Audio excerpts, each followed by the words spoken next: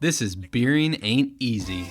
Do you spend all week thinking about what new beer you'll try next? Then yeah, this podcast is for you.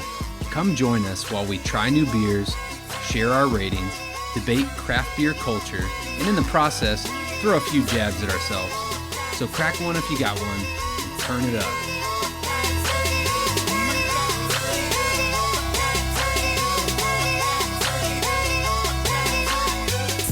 All right, everybody.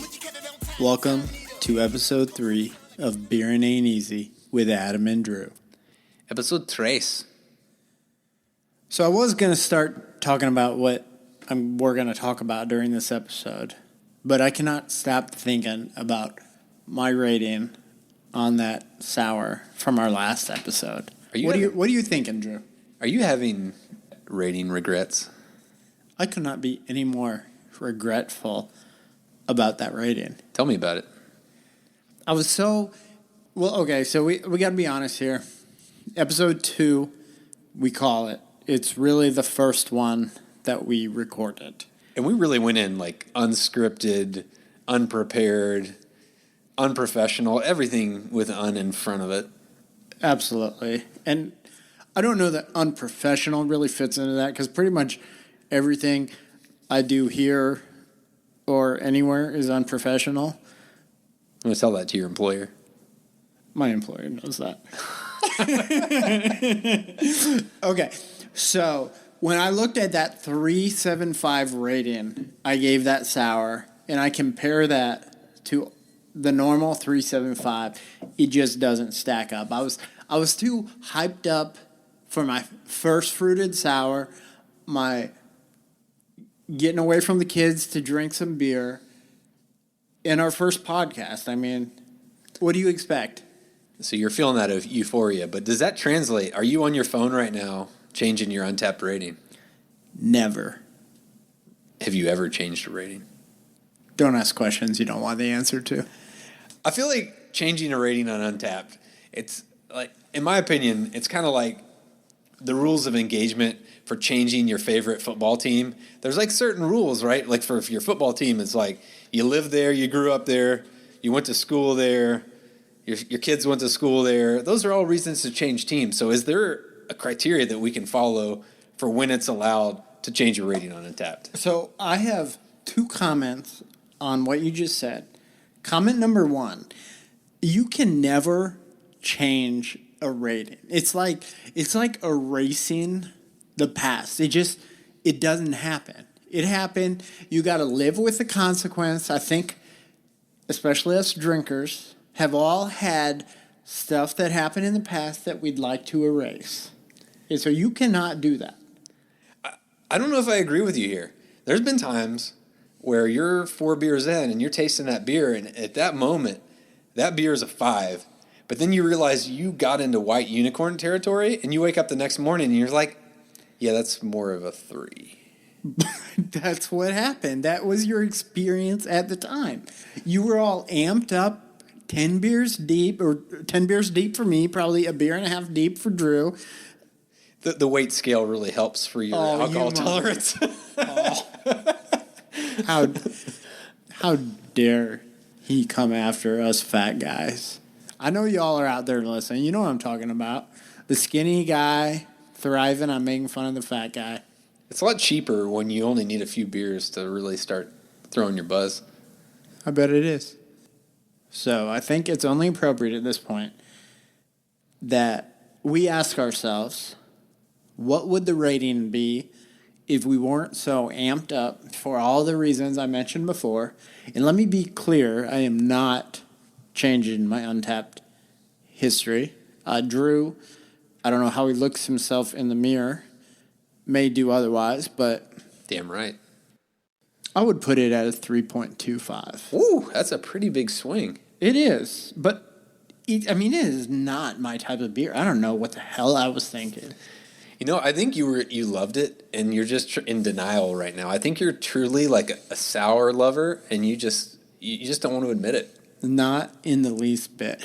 Well, so I think what went into my thought process a little bit was in that episode I talked every experience I had with sours tasted like shit. So when I took that first drink and it didn't completely taste like shit, I was like, holy shit, this doesn't taste like shit.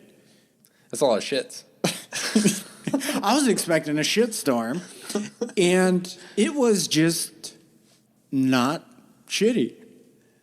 Yeah, I'm with you. Like, I may go back and change my Untappd rating, unlike Adam. Oh, my goodness. Because I feel like there's two rules where you can do it. You're either drunk and you can change it, or you drink the second beer and you're like, oh, I really didn't fully understand the profile on the first beer. And I actually cracked a second one of those tangerine mango sours. And I was like, in between his drinking of cider beers. oh my God, the cider beers.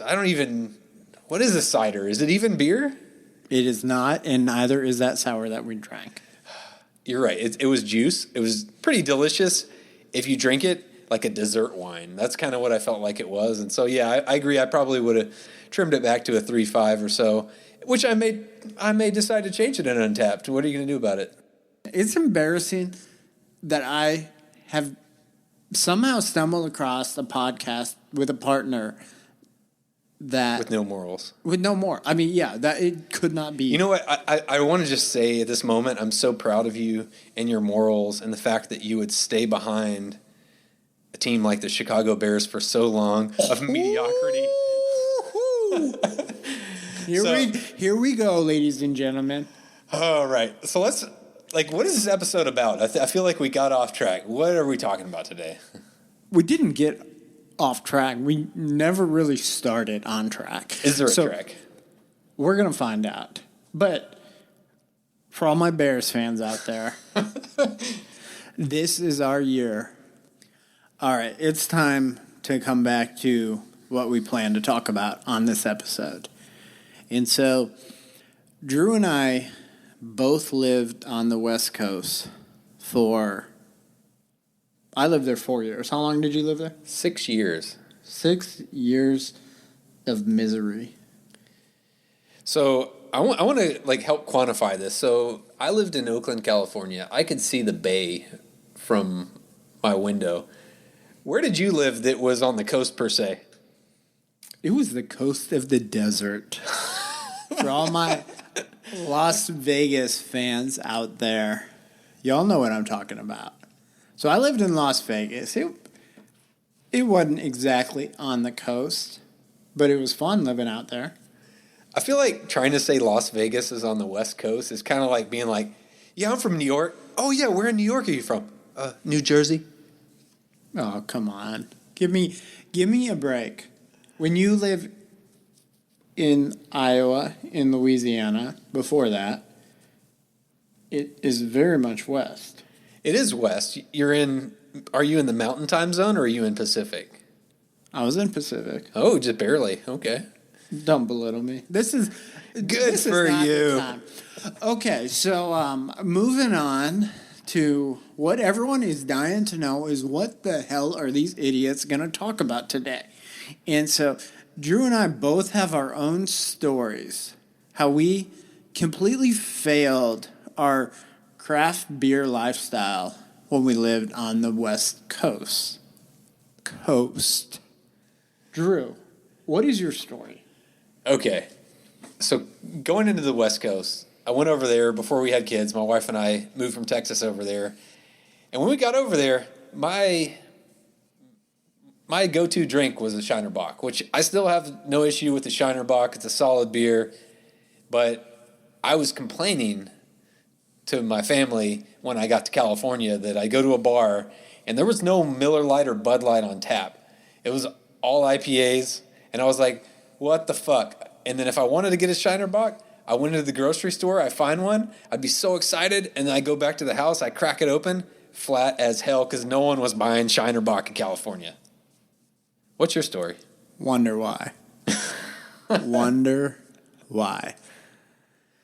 So I lived in Las Vegas. Just because it was Las Vegas, they had a pretty badass distribution network, and so they got pretty awesome craft beers.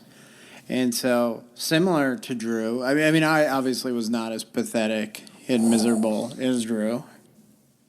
But I did not indulge in the craft beer like I had the potential to. And so when I lived there, I probably went to San Diego 5 times throughout the time there, and I never once went to the breweries in San Diego. And so as I sit here today and I reflect on my prior life, I have no idea what the hell I was doing. And to be honest, San Diego is probably by far one of the best beer cities in the entire U.S. I've been there. It's great. But I really want to stop and pause right here because there's a problem with this episode. We have not cracked a beer yet. So we're going to crack a beer. And the one we're going to drink tonight in honor of San Diego and in honor of the West Coast, which I lived on that Adam did not live on, we're going to drink a combo beer between Alesmith and Modern Times. Modern Times was kind of that's the one that catches your eye. Where the hell did Adam bought this beer. Where the hell did you buy this beer? I drove to California to buy this beer. Bullshit. Where did you really buy this beer? H-E-B, a grocery store right by my house. And anyone that doesn't know H-E-B, it is the greatest thing, God's greatest gift to mankind. It is really an unbelievable grocery store. All right. So what I'm going to do is I'm going to crack open. What we're drinking is Cosmic Omnibus. It's a hazy IPA with citrus zest. And of course it's a hazy, you know. If we're going to drink something from California, better make it count. That's right. What better way to honor the West Coast than to drink a Modern Times and Alesmith collaboration as we reflect on the failures of our past? I think we're kind of revealing our dirty secrets here, wouldn't you say?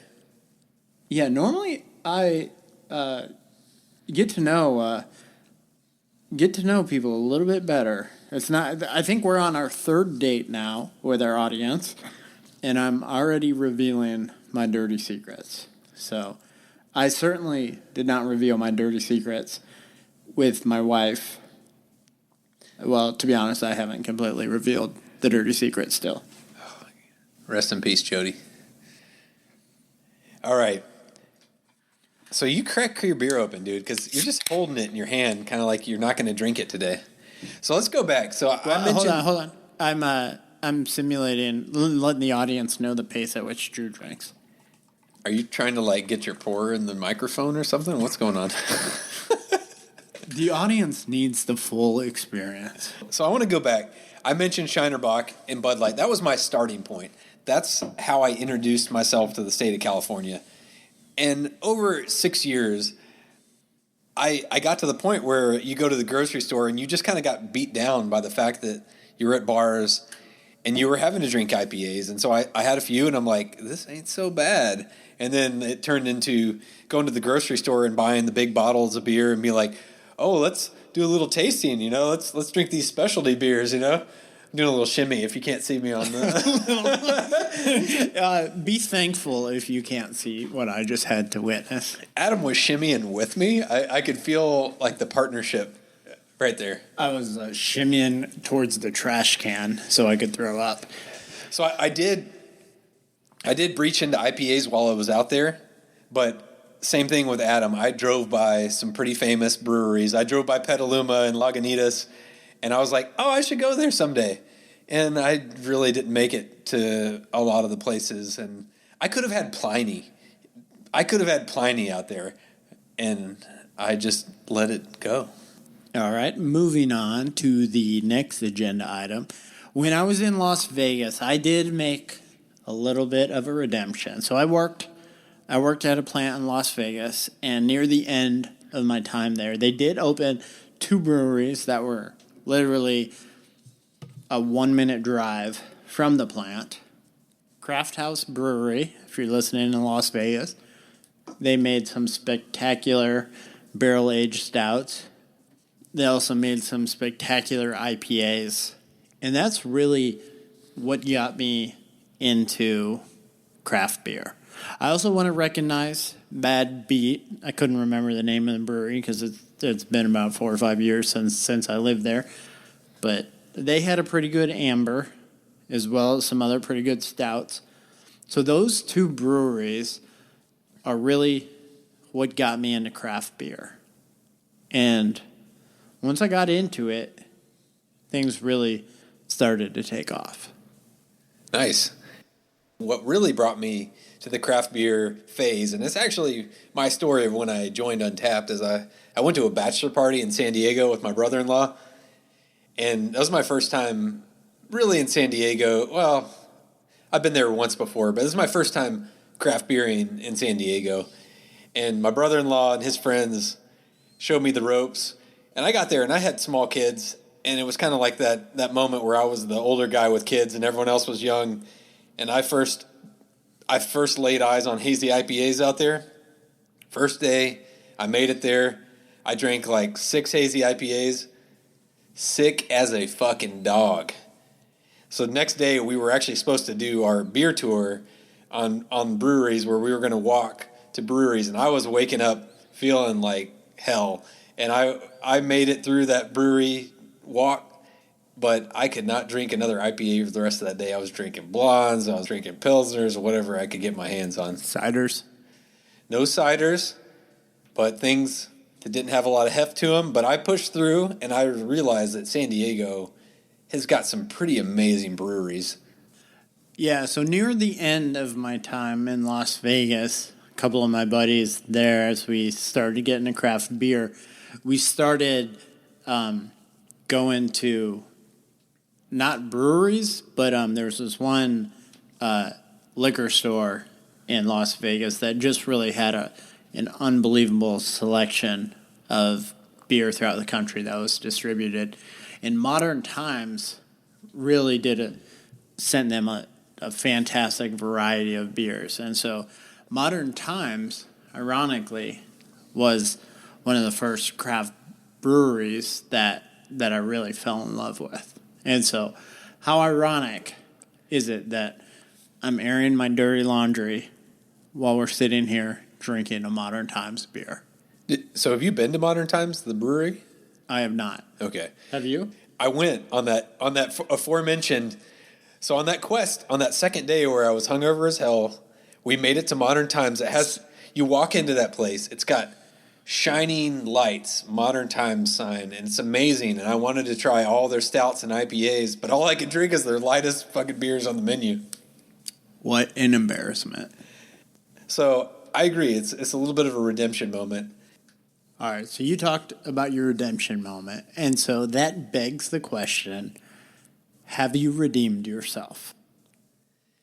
You know, when I think about it, ever since I got back to Houston, and after that trip to San Diego, joined Untappd, and then now I'm the guy that's looking for the new beer every week, I've looked for a lot of California beers, and so I feel like I've kind of redeemed myself, but, you know, since I already mentioned the Catholic upbringing, I'm going to go ahead and say this is like a penance moment. And so I feel like my penance is I need to drink a lot more beers from California to really make up for it. And I may never make that debt, but by God, I'm going to stick to that plan. I think we can all conclude Drew has more work to do. So then we have to ask myself, have I redeemed myself? No fucking way. No fucking way. So I think I'm on the right path. I think it's safe to conclude I'm on the right path, much more so than Drew is. I'd have to disagree, but cheers, sir. Cheers. So now I think everyone is getting sick of listening to our bullshit. It's time to rate the beers. Bring on the ratings.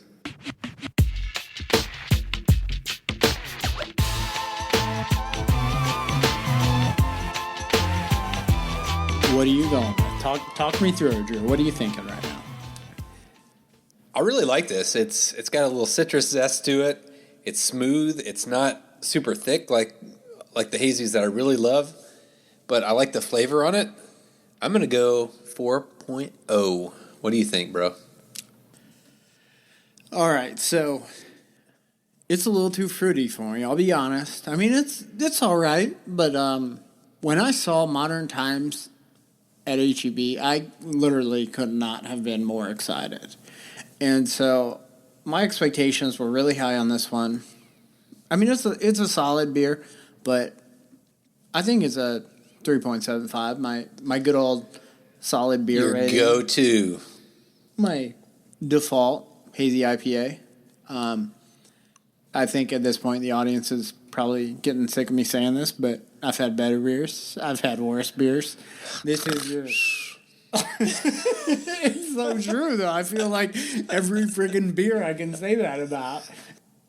So I guess in closing, I'm a little disappointed because I was so hyped about this beer. But the good news is we're going to have more episodes, and I'm going to get to drink more beer. Until next time, thanks for listening, y'all. See you later from Beering Ain't Easy with Drew and Adam. This has been a Beering Ain't Easy production at the Sesh Co-working Podcast Studio in Houston, Texas. Follow us on Facebook or Instagram.